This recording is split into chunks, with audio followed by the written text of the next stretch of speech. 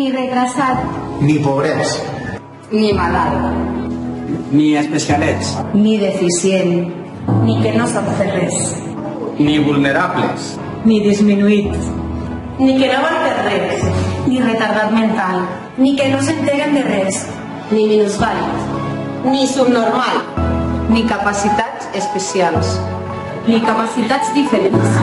Jonathan, Sheilo, Asili, Kevin, Adela, Adrià, Estefi, Edi, Bea. En definitiva, persona amb discapacitat. Si el primer que veus és la persona, és que ho has entès tot.